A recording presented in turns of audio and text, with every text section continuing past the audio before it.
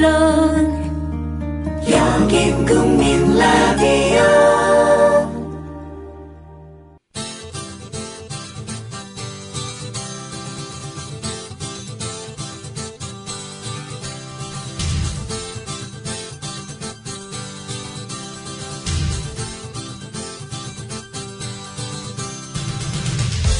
투박하지만 정직하다. 비평을 비평하는 남자 서영석. 그가 바라본 세상. 사설과 칼럼을 통해 오늘을 짚어본다. 서영석의 라디오 비평. 안녕하십니까, 서영석입니다. 김문수인데 라는 이른바 김문수 전 경기도지사, 지금 새누리당 보수혁신위원장을 맡고 있다고 합니다. 그런데 서강대에 가가지고 아주 개쪽을 다 팔았어요. 하는 꼬락서니 보니까 보수혁신 어려울 것 같습니다. 김문수인데 전 도지사 뭐라고 얘기했느냐. 박근혜 대통령의 아버지 박정희를 칭찬했던 모양입니다. 그러면서 그 딸인 박근혜 대통령이 여러분들의 자랑스러운 선배가 아니냐 그랬더니 서강대 학생이 일어나서 현직 대통령이 학교 선배이기 때문에 자랑스러워야 한다는 거 논리적으로 맞지 않는 일이다. 독재자인 박정희 후광으로 대통령이 된 것 아니냐, 이렇게 받아쳤다고 합니다. 그래서 김문수인데 전 도지사 박 대통령이 창피하냐 라고 묻자 서강대생들이 예! 라고 답변했다고 합니다. 그랬더니 김문수인데 도지사니 전 도지사, 교육이 잘못됐다고 오히려 억지를 부렸다고 하네요. 다른 사람도 아니고 그 운동권이었다가 전향한 김문수 씨가 이런 얘기를 하는 걸 보면은 참 뭐라고 해야 할까, 어떨 때는 가슴이 아프기도 합니다.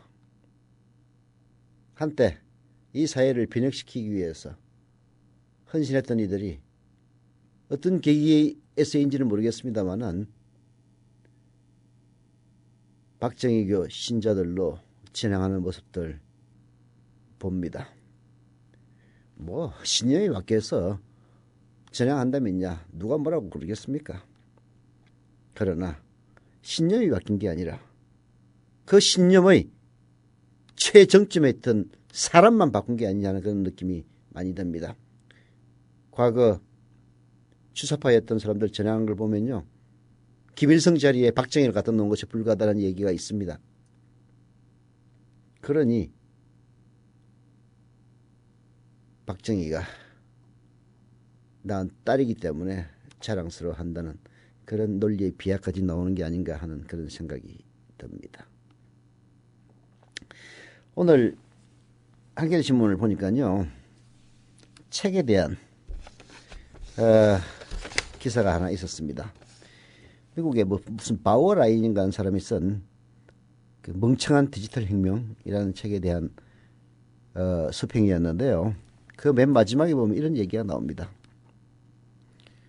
미국 젊은이들의 지적 능력이 이전 세대보다 훨씬 떨어진다는 그런 자료를 바워라인은 많이 제시를 한다고 합니다. 결국은 지적 능력이 떨어지기 때문에 민주주의도 후퇴하고 있다는 이야기죠. 충분한 지적 정보의 확보와 판단 능력 없이는 민주주의가 불가능하기 때문입니다. 미국 민주주의 위기는 지적 빈곤 때문이었습니다. 한국 민주주의 위기도 역시 지적 빈곤 때문입니다. 그 바탕에는 아이러니컬하게도 디지털 혁명이 놓여 있다는 겁니다. 이걸 해결하는 길은 뭘까요? 한겨레신문의 한승봉 기자는 아날로그적인 독서를 제안합니다. 그 기자가 제안한 게 아니라 사실 바오라인이 제안하는 겁니다. 차분하고 끈기 있게 종이책을 읽으면서 깊이 사색하고 토론하는 겁니다.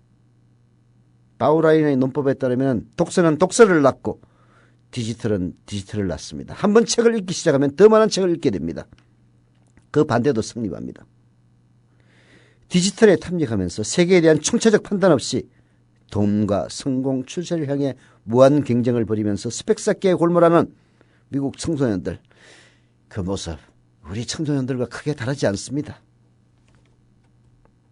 책을 읽어야 합니다. 종이책을 읽으면서 깊이 사색하고 토론해야 합니다. 그래서 제가 이런 오프라인 토론 모임을 저희 미래협동조합 조합원들 대상으로 한번 가지려고 합니다.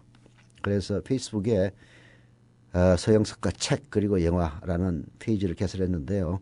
많은 관심 부탁드리겠습니다. 라디오 비평 시작합니다. 함께하고 계신 방송은 정치평론가 서영석 미디어협동조합 이사장이 진행하는 라디오 비평입니다. 지상철 조합원 신청 광고입니다. 강화대교 앞에서 개념 부부가 만드는 개념 곰탕 연지연 곰탕. 연지연이란 가마솥의 장작불로 온종일 구워내는 곰탕을 서로 나누어 이어지는 인연이란 뜻입니다. 연지연 곰탕이 민주주의를 열망하는 조합원 여러분과 국민의 건강을 책임지겠습니다. 곰탕 포장 판매는 한 팩 800g에 7,000원이며 7팩 이상은 무료 배송으로 드립니다. 연지연 곰탕은 강화대교 입구에 위치해 있습니다. 단체 주문 예약 및 포장 주문 전화번호는 010-7252-1114, 010-7252-1114, 031-989-9968. 조합원 단체 예약은 10% 할인해드립니다.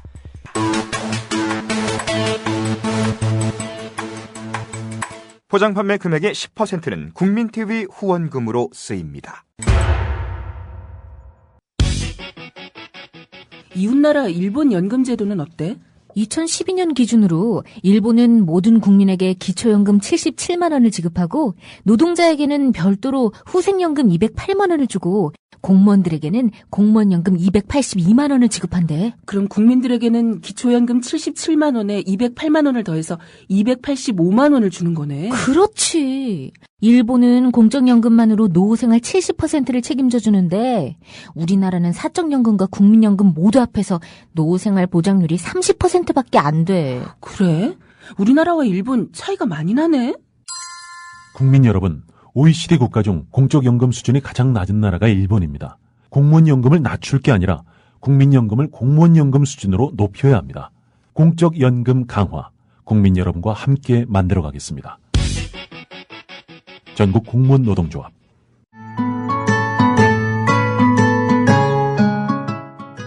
청춘이란 깊은 샘물에서 오는 신선한 정신, 유약함을 물리치는 용기, 안위를 뿌리치는 모험을 뜻한다. 시인 사무엘 울만의 말입니다. 1994년 300여 명의 회원으로 시작한 참여연대는 20년이 지난 지금 14,000명의 회원을 가진 한국의 대표적인 시민단체로 성장했습니다. 시인의 말처럼 참여연대는 앞으로도 청년의 마음으로 활동하겠습니다. 성역 없이 감시하고 비판하겠습니다. 더 좋은 세상을 위해 두려움 없이 도전을 멈추지 않겠습니다. 국민TV 청취자 여러분, 20살 청년 참여연대와 함께해주세요. 회원가입은 홈페이지 peoplepower21.org, 전화는 서울 723-5300번입니다. 시민의 힘으로 운영되는 단체, 참여연대는 정부 지원금을 받지 않습니다.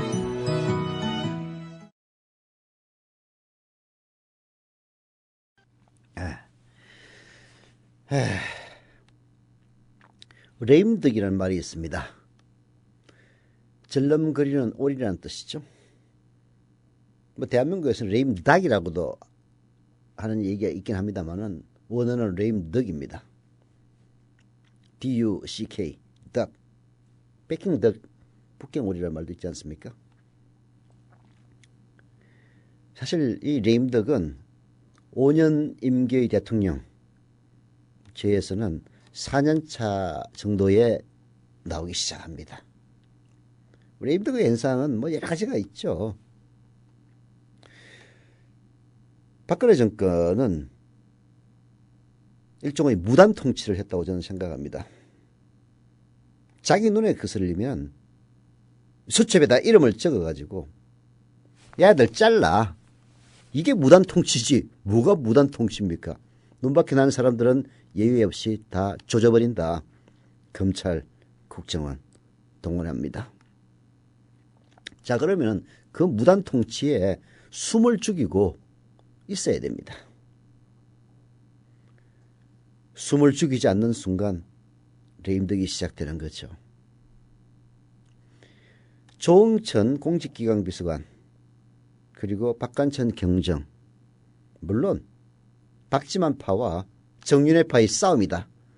김기춘 파, 박지만 파, 정윤회 파가 서로 만인에 대한 만인에 대한 투쟁을 벌였다. 이런저런 이야기가 있긴 합니다만은 이런 이야기 임기 말에 가야만 나오는 이야기들입니다. 그러나 박근혜 정권에서는 겨우 임기 2년 차에 이런 일들이 벌어지고 있는 겁니다. 도대체 이유가 뭐냐? 여러 가지 이유가 있습니다만은 그걸 제가 또 머리 굴려서 설명하기도 귀찮고 그래서 오늘 한겨레 신문에 예외 없었던 임기말 증후군 왜 박근혜 정권에서는 2년 차에 폭발했느냐? 라는 해설 기사가 있어서 이걸 텍스트로 해서 해설해 드릴까 합니다. 민주화 이후 역대 정권은 정권말 증후군에서 언제나 발목이 잡혔다. 정권 임기가 정점을 지난 3년 차에 측근 사이의 권력투쟁이나 친인척 비리 등이 터져나오며 임기 말 레임덕이란 말이 나오던 과정을 역대 대통령들은 예외 없이 겪었다. 하지만 박근혜 대통령은 벌써 집권 2년 차에 동생 박지만 씨, 전 측근 정윤회 씨와 청와대 3인방의 국정 개입 의혹이 불거지며 위기를 겪고 있다. 정치권과 전문가들도 집권 2년 차의 레임덕은 빨라도 너무 빠르다는 반응을 보이며 박근혜 대통령의 국정 운영 방식이 예고한 예정된 참사라는 데 의견을 모았다. 과거를 돌아보면 대통령의 친인척이나 측근들이 정권 후반기에 국정 개입 의혹을 받거나 권력 투쟁을 벌이며 정권의 기반을 무너뜨렸다. 김영삼, 김대중 전 대통령은 임기 말에 아들 때문에 고초를 겪었다. 김영삼 전 대통령의 차남인 현철 씨는 비선 라인의 실세로 군림하며 소통령으로 불렸다. 각종 국정 개입 의혹을 받았던 그는 한겨레 보도로 YTN 사장 인사에 개입한 의혹이 드러났고 집권 5년 차인 1997년 한보 사태에 연루됐다는 의혹을 받았다. 결국 특정범죄 가중처벌법상 알선수재와 조세 포탈 혐의로 구속됐다. 김대중 전 대통령도 임기를 1년 앞둔 2002년께 홍삼 트리오로 불리던 세 아들이 다양한 게이트에 연루되면서 몸살을 앓았다. 홍업 씨와 홍걸 씨는 기업체의 청탁과 함께 수십억 원의 금품을 받은 혐의로 구속되기까지 했다. 노무현, 이명박 두 전직 대통령의 경우 형 노건평 씨와 이상득 의원이 임기 말 또는 임기 후 비리 혐의로 구속됐다. 이게 이제 지금까지의 그 레임덕 현상을 요약한 것인데요. 하지만 지금 정윤회와 박지만 구도는 이런 이권 개입 등 부패 사건이 아닌 권력투쟁 양상을 보이고 있는 겁니다. 비선 라인이 국정 운영에 개입하는 모습은 비슷했지만 역대 정권이 주로 부패 사건과 연루가 됐다면 최근의 논란은 권력투쟁 양상으로 과거와 차이를 보이면서 너무 빨리 나타났다라고 누가 지적을 했다는데요. 이것도 순 엉터리 지적입니다. 왜 엉터리 지적이냐? 지금 왜 정윤회와 박지만 라인이 싸우겠느냐? 이건 이유가 권력투쟁이라고 방금 얘기를 했습니다만은 권력투쟁이라는 걸 뒤집어 보십시오. 결국은 자기의 사람을 요직에 심겠다는 인사권 투쟁, 그리고 그 인사권 투쟁의 물밑에서는 금품이 오가는 부패, 이런 것들이 다 밑에 내재되어 있는 겁니다. 아까 한겨레신문 이태희 기자의 기사 첫 번째에 박근혜 대통령의 국정 운영 방식이 예고한 예정된 참사라고 얘기를 했는데요. 박근혜 대통령의 국정 운영 방식이 시스템에 이해하지 않고 비선을 좋아하는 그것이 결국 이런 참사를 불러일으켰다라고 얘기를 합니다만은 이 비선들끼리 서로 싸우는 이유는 결국은 이권 다툼입니다. 지금 임기 초기 때문에 이 이권 다툼만 수면 위에 올랐을 뿐 이권 다툼의 이 권력 다툼의 아래에 있는 이권 다툼은 아직 수면 위에 떠오르지 않은 것뿐이죠. 참여정부와 이명박 정부에서도 측근들의 권력투쟁이 벌어졌지만 이들은 국정운영 시스템을 막거나 한 축을 이루고 있었습니다. 지금처럼 민간인들 사이에서 권력투쟁이 벌어진 적은 드뭅니다. 참여정부에서는 청와대 국정상황실로 재직했던 이광재 전 강원도지사가 국정운영을 좌우하는 실세로 꼽혔고 각종 의혹에 시달렸습니다. 물론 저는 이게 사실이 아니라는 걸 잘 알죠. 한미 자유무역협정 즉 FTA를 둘러싼 청와대 내부 노선투쟁도 참여정부 당시 있었습니다. 이명박 정부도 이상덕 전 의원과 정두원 새누리당 의원의 권력투쟁은 국회를 매개로 이어졌긴 했습니다. 정치권과 전문가들은 박근혜 대통령의 국정운영 스타일이 예고한 일이다라고 입을 모읍니다. 아까 얘기했다시피 결국은 비선을 좋아하고 시스템을 불신하는 박근혜 대통령의 국정운영 스타일이 예고한 참사라는 겁니다. 국정운영의 중심축인 인사가 늘 문제를 일으켰고 그때마다 항상 비선 라인 게임 논란이 제기됐고 공식 시스템이 배제된 탓에 언제나 비선 문제가 부각이 됐다 이런 이야기입니다. 이철이 두문정치전략연구소 소장은 어떻게 해석을 했느냐 한번 볼까요? 대통령제는 대통령의 리더십 스타일 때문에 승패가 갈리는데 지금의 논란은 박근혜 대통령의 국정운영 스타일상 예고된 일이다. 초기부터 인사 문제가 족쇄로 작용했고 정권 내부에서 서로를 비난하는 양상으로 치달으며 이런 문제점이 빨리 터져나왔다라고 지적했다고 하는데요. 이것도 표면적인 분석입니다. 인사 문제가 족쇄로 작용하고 정권 내부에서 서로를 비난하는 양상으로 치닫는 이유에 대해서는 전혀 얘기하고 있지 않습니다. 결국은 평시에는 인사권이 곧 이권입니다. 가령 정부에서 정부의 입김으로 임명되는 국공기업체의 이사장이나 감사 이런 자리들 연봉이 뭐 억대가 넘고요. 거기에 따르는 이권들이 엄청납니다. 여기에 누구를 앉히느냐 그것 때문에 싸우는 겁니다. 물론 자기 자신을 따르는 쫄자들을 그야말로 먹여주고 재워줄 필요가 있기 때문에 청가하는 그런 경우도 있고요. 여러 가지 이유가 있습니다만은 결국은 인사 때문에 싸우는 겁니다. 저 자리에 내가 추천한 사람을 꼽고 싶은데 저 인간이 자기가 추천한 인사를 꼽겠다. 이 지랄을 하고 있으니까 서로 싸움박질하는 겁니다. 왜 이런 문제점이 일어나느냐. 박근혜 대통령이 인사를 할 때 시스템에 의한 인사를 하지 않고 비선의 추천에 의해서 인사를 하기 때문에 그 추천권을 놓고 서로 싸움질을 하다가 이런 참사가 빚어졌다 이런 이야기입니다. 여기에 대한 대안 기자의 글을 한번 봅시다. 이에 대한 대안은 공적 시스템을 통한 국정 운영이라고 전문가들은 말한다. 참여정부에서 청와대 비서관으로 근무한 정치권 관계자는 당시도 몇몇 수석과 비서관들의 발언권이 샜던 건 사실이지만 중앙인사위원회나 유관수석실의 검증을 거쳐 인사나 정책으로 반영되는 시스템이었다며 지금 청와대에서는 공적 개선 조직이 아닌 측근 실세들에게 지나친 힘이 실리다 보니 이런 시스템 자체가 작동하지 않는 것 같다고 말했다. 최창열 교수도 정부 부처 장관보다 청와대 비서실에 더 권력이 집중된 게 문제라며 박근혜 대통령의 권력 운용 방식의 변화가 필요한 시점이 왔다고 지적했다. 네. 한겨신문의 분석은 기자들의 분석이 늘 그렇습니다만은 표면적인 분석에 머무르고 있긴 합니다. 그러나 핵심은 짚고 있습니다. 박근혜 대통령의 통치 스타일이 비전 창극이다. 결국은 과거부터 공적 시스템을 불신해왔던 박근혜 대통령. 그래서 공적 시스템보다는 오히려 비선에 의존했던 박근혜 대통령의 시스템. 이것이 결국은 이번 이런 소동을 빚은 원인이다. 이런 지적은 맞는 거죠. 문제는 그것이 레임덕으로 번지고 있다는 겁니다. 그런 것들이 권력이 강하고 일종의 무단 통치를 할 때는 잠잠해야 되는데 집권 2년 전부터 잠잠하지가 않은 겁니다. 서로의 이익에 대한 집착이 너무 커? 그래서 그럴까요? 저는 그렇지 않다고 봅니다.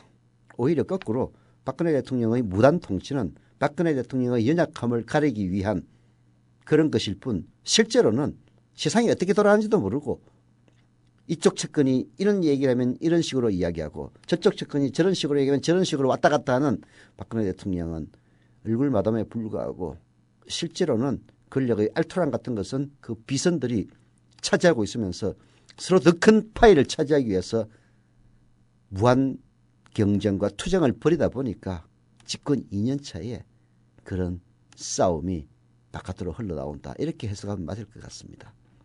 결국 박근혜 대통령은 아무것도 아닌 거죠.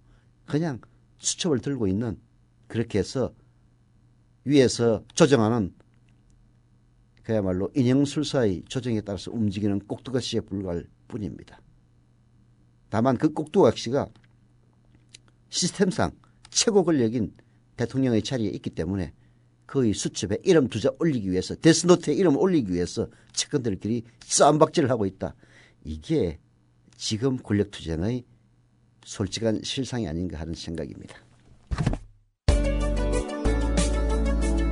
똑똑한 의료 소비자 되기 캠페인 윤훈기 치과의사입니다. 병원이 민간 자본을 도입해 영리 극대화를 추구하면 과잉 진료가 현재보다 반드시 더 심해집니다. 그렇지 않아도 과잉 진료는 현재 심각하게 사회 문제들을 유발하고 있습니다. 과잉 진료란 병원 이익을 위해 하지 않아도 될 검사와 치료를 환자에게 강제하는 비윤리적 행위입니다. 허위 과대 광고를 하는 병원들은 반드시 과잉 진료를 합니다. 과잉 진료는 평생 후유증에 시달리게 함으로써 존엄한 한 인간의 영혼과 육체를 서서히 파괴하고 소중한 가정경제를 파탄시켜서 결국 사회계층 간 증오심을 부추기는 진짜 사대악입니다. 과잉 진료를 통해서 병원들은 더 부자가 되지만 환자들은 더 아파야 하고 양질의 삶을 빼앗겨야 합니다. 돈이 모자라 치료를 못 받는 비극도 생깁니다. 이것이 헌법에 보장된 인권입니까? 다 함께 힘을 모아 의료 영리화 반드시 막아냅시다. 지금까지 윤훈기 치과의사였습니다. 똑똑한 의료 소비자 되기 캠페인이었습니다.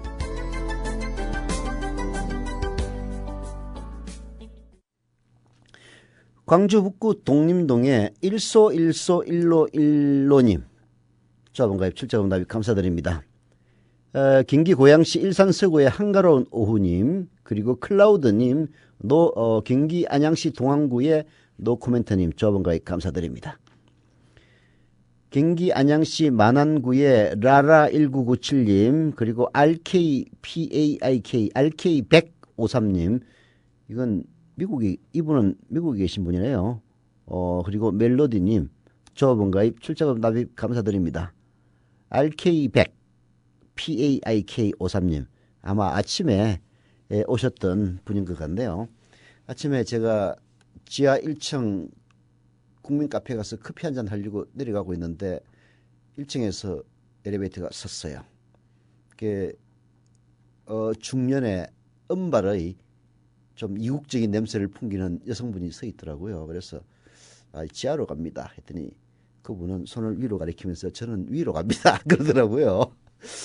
뭐 그런가 보다 하고 이제 지하에서 커피 한 잔을 주문해서 들고 들어왔는데 6층 사무실로 왔더니 사무실 안에 저 구석에 앉아서 저희 직원의 안내를 받아서 조합원 가입 신청서를 쓰고 있더라고요. 그래서 저희 직원이 말씀하시기를 미국에 계신 분인데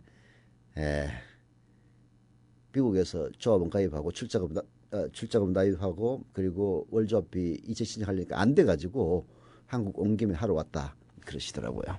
아마 그분 아닌가 하는 생각이 듭니다. 아주 백발이라고 하면 좀 그렇지, 은발이었습니다. 아주 멋있는 분이었습니다. 그리고 서울 관악구 중앙동의 이지현 7호님 역시 저가입 감사드립니다.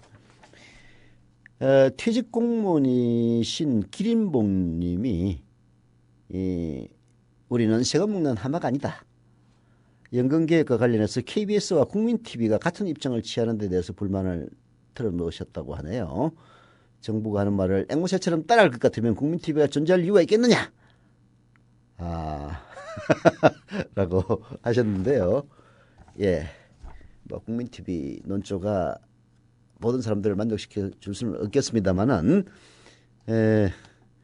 KBS 논조와 꼭 같지는 않을 겁니다. 아마 라디오 이강년이 오늘 프로그램을 듣고 하신 말씀 같은데요. 이강년이 오늘 이강년 선생한테는 전해드리겠습니다. 오늘 출자하고 조합비도 다 내고 그리고 게시판에서도 할 말 좀 해야 되겠다 이렇게 쓰셨다고 하네요. 감사드립니다.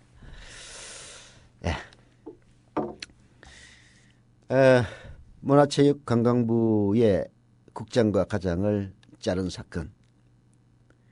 박근혜 대통령이 당시 문체부 장관 유진용 씨였죠. 을 불러가지고 수첩을 꺼내들고 문체부의 국장과 과장의 이름을 짚으면서 참 나쁜 사람이다 라면서 자르라고. 그래서 정기이사한테 슬쩍 교체하려고 했더니 그 다음날 박근혜 대통령이 장관한테 전화를 걸어서 확인까지 했다는 거 아닙니까? 그 사람들 잘랐어요. 그렇게 물었겠지. 여기에 대해서 청와대 잘 모르겠다. 확인해 봐야 될 사안이다. 머뭇거리고 있는데요. 한겨레신문 오늘 사설로 청와대가 답하라라고 촉구하고 나섰습니다. 정윤혜 씨 부부가 문화체육관광부의 승마협회 감사에 영향력을 행사했고 이 과정에서 박근혜 대통령이 문체부 국과장 교체까지 직접 지시했다는 의혹이 한겨레 보도를 통해 제기됐다. 이 사안은 정윤혜 씨의 국정 개입 의혹을 입증할 수 있는 사례라는 점에서 철저하게 진상을 규명해야 한다. 청와대는 말로만 비선이나 숨은 실세는 없다고 얘기할 게 아니라 제기된 의혹들에 솔직하게 대답해야 한다. 그 스토리가 보면 참 기가 막힙니다. 다시 한번 말씀드리죠. 한겨레신문에서 사설에서도 잘 요약을 했습니다마는 문체부와 승마협회 관계자들 얘기를 다 종합해보면은 누가 보더라도 이 사안은 매우 이례적이고 의문투성이로 가득 차 있습니다. 정윤혜 씨 딸의 승마 국가대표 선발을 둘러싸고 잡음이 일자 지난해 5월 문체부가 청와대 지시로 전례 없이 승마협회 감사를 벌입니다. 1번 방점 청와대 지시였습니다. 청와대에서 승마협회 감사를 벌여라 라고 지시를 한 겁니다. 왜? 정윤혜 딸의 승마 국가대표 선발을 둘러싸고 잡음이 일었기 때문이죠. 그러나 감사 결과가 정시 쪽에 유리하게 나오지 않으면서 문제가 터졌습니다. 감사를 해보니까 다 문제가 있는 거야. 정시 쪽에도 문제가 있고 그리고 그 반대편에도 문제가 있고. 문체부가 정윤혜 씨 쪽이나 반대쪽이나 다 문제가 많다라는 취지로 청와대에 보고를 하자 박근혜 대통령이 직접 유진용 당시 문체부 장관에게 조사를 담당한 체육국장과 체육정책과장의 이름을 들면서 인사조처를 지시했다는 겁니다. 박근혜 대통령이 수첩을 꺼내서 국장과 과장 이름을 거론하면서 나쁜 사람이라더라라고 말했다는 겁니다. 이에 앞서 정씨 딸이 우승을 놓친 성화대에서 심판 판정 시비가 일자 경찰이 조사에 나선 일도 있었는데 판정 시비에 경찰이 개입한 건 해패창설 이래 처음이었다는 겁니다. 왜 심판을 제대로 못 봐가지고 정윤혜 딸이 우승 못했느냐 이런 이야기죠. 참 이런 골 때리는 일이 벌어진 겁니다. 거기에 부안회동에서 1국의 대통령이라는 사람이 수첩을 끌어들고 문체부 국장과 과장의 이름을 거론하면서 참 나쁜 사람이라고 얘기했다는 건 진짜 국가적인 개망신입니다. 이런 상황을 종합해보면 정윤혜 씨가 승마협회를 재편하는 쪽으로 청와대를 통해 문체부에 압력을 가했다는 생각이 자연스레 들 수밖에 없다. 영향력 있는 인사가 청와대에 직접 청탁하지 않았다면 청와대가 스포츠계에서도 작은 단체인 승마협회 감사를 문체부에 지시하고 대통령이 담당 국장 과장을 경질하라고 장관에게 직접 말하기란 현실적으로 어렵다. 특히 박 대통령이 수첩에 담당 국장 과장에 대한 평가까지 써놓았다던데 그런 얘기를 대통령에게 전한 사람은 누군지 궁금하지 않을 수 없다. 이번 사안에 관련된 많은 이들이 정윤혜 씨나 그의 전 부인인 최순실 씨가 직접 청와대에 불만을 전달했기 때문에 이례적으로 박근혜 대통령까지 나서서 승마협회 문제를 챙겼으리라고 생각하고 있습니다. 그렇다면 그에 대한 명확한 답을 해야 되는 쪽은 청와대입니다. 인사는 부처장관의 고유 권한이라는 두루뭉술한 말로 넘어가려 해서는 안 됩니다. 도대체 청와대의 누가 왜 승마협회 감사를 지시한 건지 박근혜 대통령이 나쁜 사람이라고 한 얘기를 누구한테 들은 건지 분명히 밝혀야 합니다. 그런데 웃기는 거는요. 바로 그때 당시 박근혜 대통령으로부터 이게 불려갔나? 여하튼 박근혜 대통령에서 수첩을 꺼내들고 참 나쁜 사람들이라고 하면서 그 사람들을 잘라라고 지시를 받았던 그 장관 이름이 유진용입니다. 유진용 장관 뭐 그것 때문인지 모르겠지만 곧 물러났죠. 유진용 장관이 조선일보 인터뷰를 통해서 입을 열었습니다. 맞답니다. 지난해 8월 유진용 장관은요. 지난해 8월 자신을 청와대 집무실로 불러서 수첩을 꺼내 문화체육부의 노모국장과 진모과장의 이름을 직접 거명한 뒤 나쁜 사람이라고 하더라 라고 말했다는 한겨레 보도에 대해서 어디서 들었는지 대충 정확한 정황이다. 이렇게 얘기를 했습니다. 그래서 청와대에서 아무런 반응을 보이지 못하는 것이겠지. 청와대가 자신 있으면 허위사실 공표에 의한 명예훼손으로 고소하겠다고 할 텐데 라고 꼬집었다고 합니다.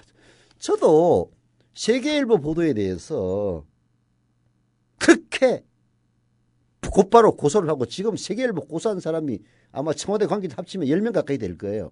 그런 그야말로 개지랄을 떨었는데 한겨레 보도에서는 또 뻥끗 안 하더라고.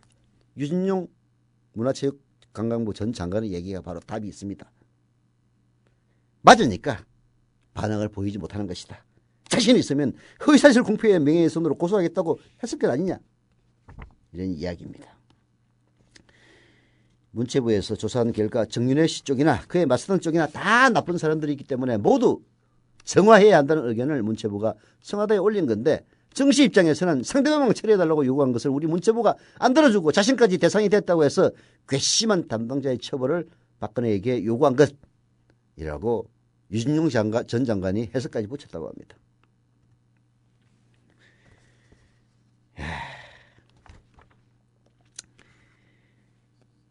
유진용 장관의 인터뷰 조금 더 소개해 드리겠는데요. 골 때립니다. 이재만 비서관과 친밀했던 김종 문체부 2차관과 자신간의 갈등설에 대해서도 그 김차관과 이재만은 하나로 묶어서 생각하면 정확하다.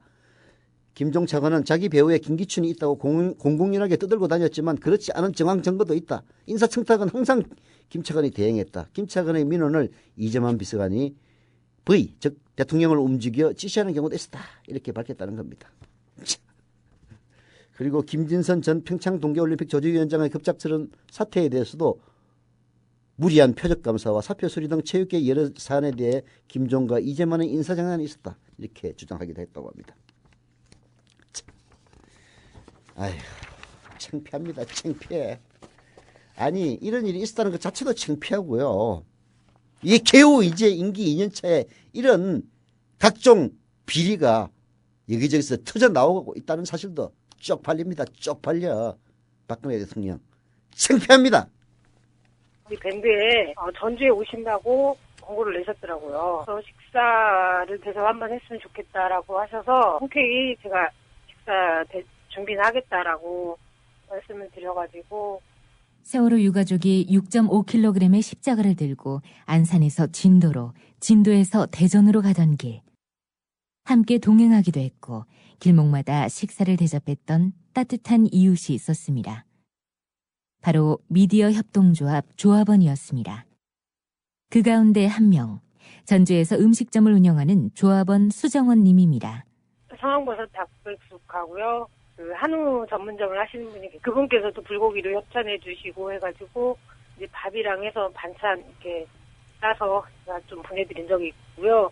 하루빨리 특별법이 통과가 돼서 진상규명이 이루어져서 유가족들의 가슴 아픈 그런 부분들을 빨리 풀어드려야 된다라고 생각하고 있습니다.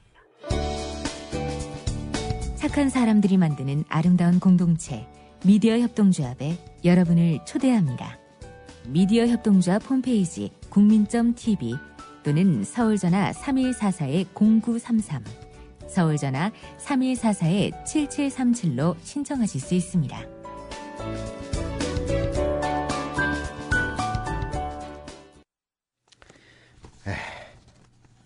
광고하겠습니다. 12월 12일까지네. 12. 12월 12일이면 언제야? 내일 모레 아닙니까? 다음 주인가? 예. 오해숙 생활단식 광고입니다. 저도 해봤고요. 단식 어렵지 않았습니다. 많은 우리 이 협동조합 조합원분들도 해보시고 성공하셔서 몸과 마음 건강까지 좋아졌습니다.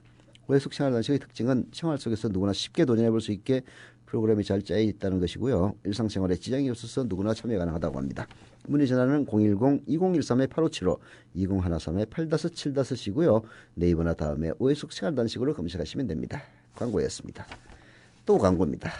탐나오렌지, 이연건 조합원의 탐나오렌지를 소개합니다. 하우스 감귤 농사 경력 10년차의 노총각 농사꾼이 정성껏 재배한 감귤을 직접 판매합니다.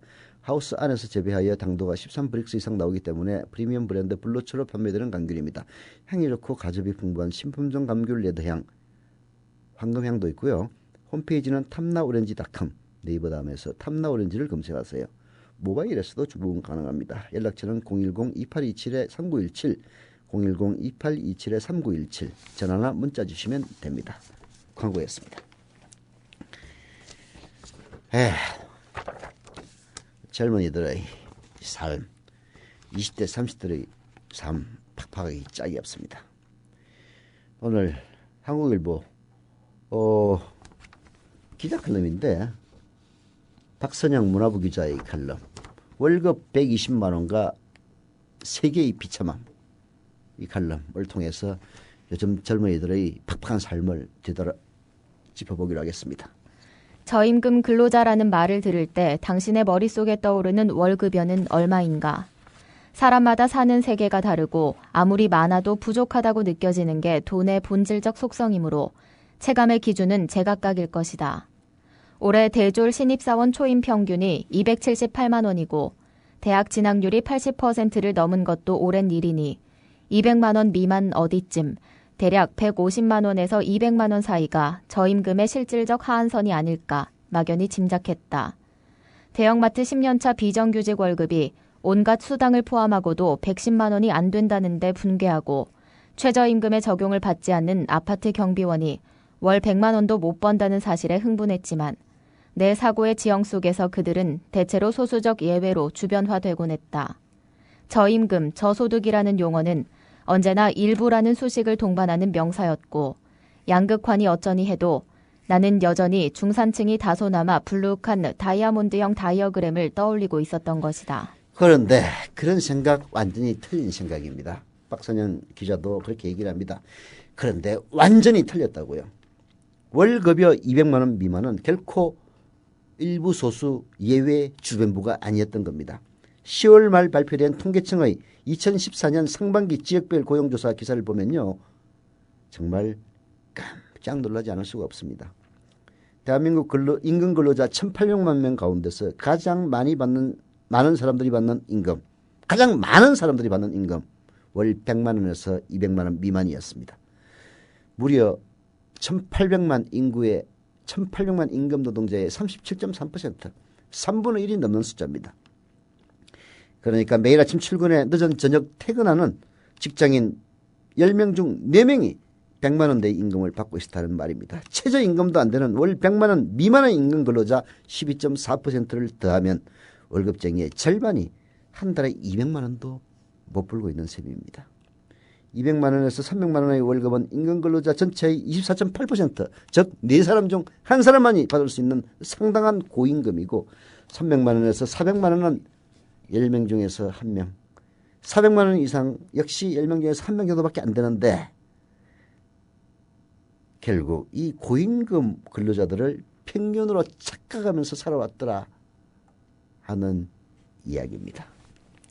언어가 현실을 은폐하고 왜곡하는 경우야 수다하지만 이처럼 치명적 기만이 있을 수 있을까? 임금 근로자 절반이 받는 급여를 어떻게 저임금으로 부를 수 있는가? 나는 오래 생각했다. 도대체 100만 원대에 100만 원도 안 되는 월급을 받는 50%의 임금 근로자들은 어디에 있나? 나의 세계인식은 왜 이렇게 허술하고 그릇됐나? 주변에 슬금슬금 물어보고 알아보기 시작했다. 얼마 전 큰아이가 다니는 공립유치원 급식실 파업 때문에 관심을 갖게 된 학교 비정규직 조리원은 일일 8시간을 근무하고 일당 46,770원을 받는다. 근무일 275일을 곱해 12개월로 나누면 월 107만 원. 둘째가 다니는 민간 어린이집 보육교사 초임은 109만 원. 여기에 정부의 처우 개선 보조금 등 각종 지원금이 붙으면 대략 140만 원에서 150만 원. 친척 동생이 일하는 백화점 매장의 판매원 초임은 120만 원 전후. 자주 가는 동네 커피 전문점의 바리스타는 매니저급임에도 초임 약 110만 원. 120만 원 안팎의 월급이 도처에 매복하고 있었다. 내가 몰랐을 뿐 올해 최저임금 5,210원에서 달랑 몇백 원을 더 얹은 이 인간 존업을 말살하는 노동 가치의 환산액이 노동시장에는 이미 바이러스처럼 창궐하고 있는 것이다. 기업의 사내 유보금 500조가 넘습니다. 그러나 실질 임금 증가율은 0%대에 들었습니다. 노동자의 임금 역시 금융위기 이전 수준을 회복하지 못했다고 기사가 쏟아집니다. 그 대책 없이 쌓여있는 돈 임금으로 좀 풀어주면 얼마나 좋겠습니까? 자영업자부터 대기업 CEO까지 세상의 모든 사장님들이 가장 싫어하는 소리가 월급 올려주시라는 이 사회를 바꿔야 합니다. 라디오 비평 마칩니다. 국민 라디오 지지하는 4가지 방법 아시나요? 다운로드하기, 별점 주기, 댓글 달기, 구독하기. 국민 라디오를 보다 많은 이들에게 전할 수 있는 가장 손쉬운 방법. 다운로드하기, 별점 주기, 댓글 달기, 구독하기. 잊지 마세요. 다운로드하기, 별점 주기, 댓글 달기, 구독하기.